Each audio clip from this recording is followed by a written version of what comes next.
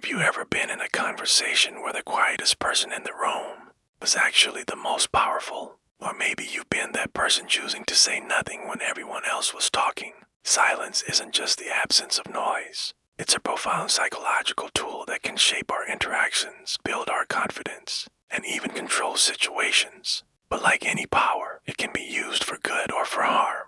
Today, we're diving deep into the psychology of silence when saying nothing is your greatest strength, and when it becomes a destructive force. We'll explore how it starts, why it works, and most importantly, how to master it without damaging your relationships. So, let's get quiet and listen closely. First, let's understand how silence becomes so powerful in the first place. It all starts with creating space. In a world that's constantly filled with noise and chatter, silence is an interruption.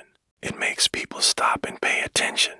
There are a few key ways this power begins. The most common reason is as a response to being overwhelmed. Imagine you're in a heated argument. Your emotions are running high, you're angry, frustrated, maybe even hurt. Your first instinct might be to lash out, but then you pause. You choose silence. This isn't weakness, it's an act of profound self-control. By staying quiet, you're preventing yourself from saying something you might regret later. It's a defense mechanism that protects you and the relationship. In that moment, your silence is a shield. Another way silence gains power is when it's used as a deliberate communication strategy. It's not just about not talking, it's about what you achieve by not talking.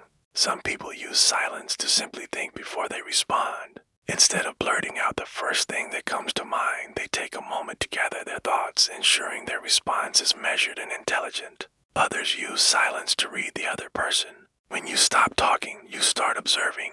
You can pay attention to their body language, their tone, and what they're asterisk, not asterisk saying.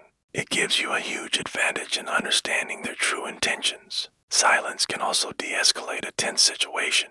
When one person stops adding fuel to the fire, the argument often loses its momentum. And of course, there's the power of mystery. The person who doesn't feel the need to explain everything often appears more confident and secure. Their silence projects an aura of strength. Finally, silence becomes powerful because most humans are deeply uncomfortable with it. Think about it. When there's a long, awkward pause in a conversation, what do most people do? They rush to fill it.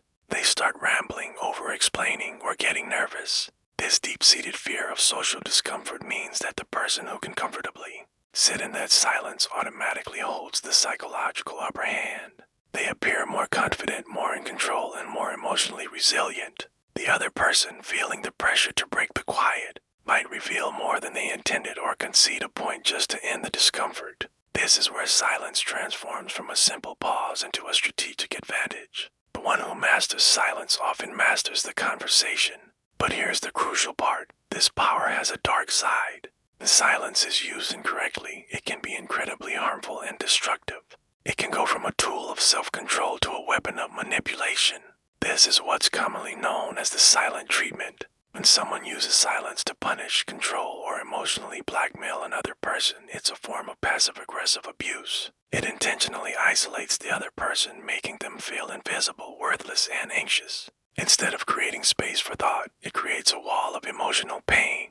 This kind of silence isn't about strength, it's about inflicting hurt without saying a word, and it can leave deep emotional scars. Another major negative is misunderstanding.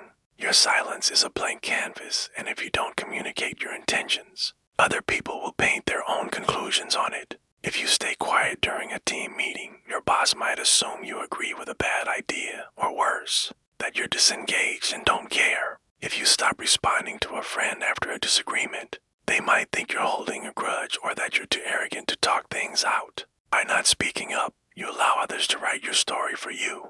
They might assume you're avoiding responsibility, that you're angry, or that you're simply indifferent to their feelings. This lack of clarity can lead to massive misunderstandings that damage trust and respect in both personal and professional settings. Over time, the misuse of silence creates a huge emotional distance. Relationships, whether romantic, familial, or friendships, thrive on connection and communication.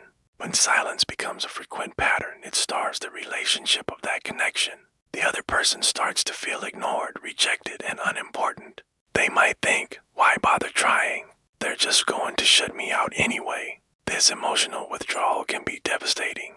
What might have started as a way to avoid conflict ends up creating a permanent rift. The relationship withers not because of a big fight, but because of the slow, cold erosion caused by a lack of communication.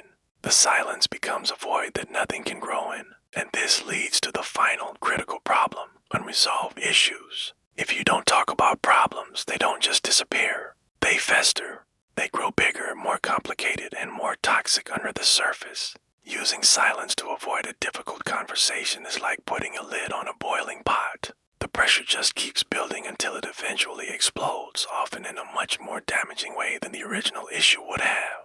In relationships, this can mean the same argument comes up again and again. In a team environment, it can lead to project failure because critical issues were never addressed. Silence delays solutions and allows small problems to morph into relationship-ending or career-damaging disasters. So, how do we wield this double-edged sword correctly?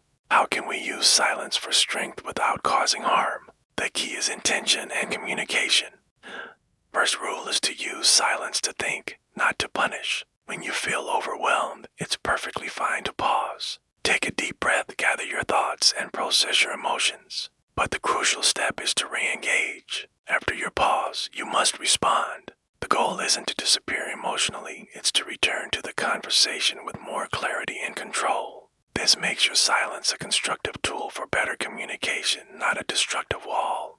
To avoid all the misunderstandings we talked about, you need to communicate your silence. This might sound like a contradiction, but it's the single most important technique. Instead of just going quiet, which can feel aggressive or dismissive, give a simple explanation.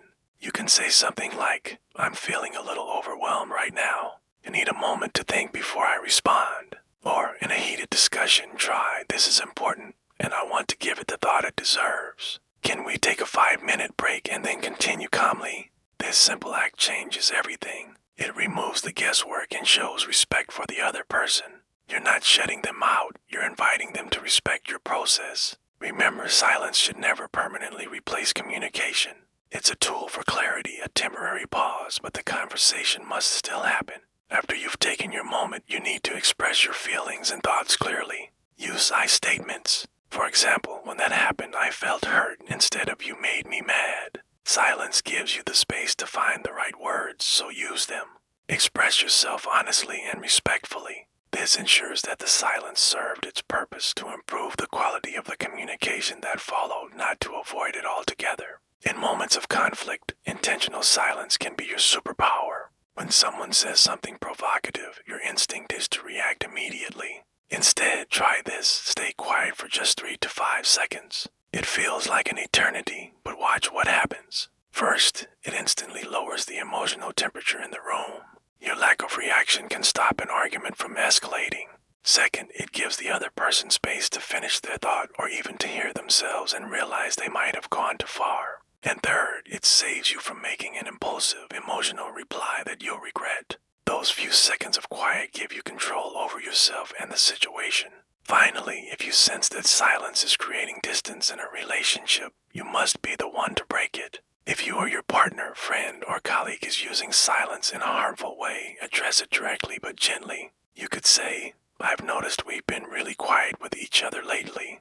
I don't want this silence to come between us. Can we talk about what's going on?" This takes courage, but it's to repair the connection. Remember, the ultimate goal is to use silence for your own strength and peace, not to control or manipulate others. It's about protecting your inner calm so you can engage with the world more thoughtfully and effectively. Mastering the art of silence is a journey. It's about learning when to speak and when to listen, when to pause and when to push through. It's a balance between inner peace and outer connection. Use it wisely and it will become one of the most powerful tools in your personal and professional life. Thank you so much for watching. If this video gave you a new perspective on the power of silence, please hit that like button and subscribe for more content on psychology and self-improvement. I'd love to hear from you in the comments. When has silence been a superpower for you? Thanks again and see you in the next video.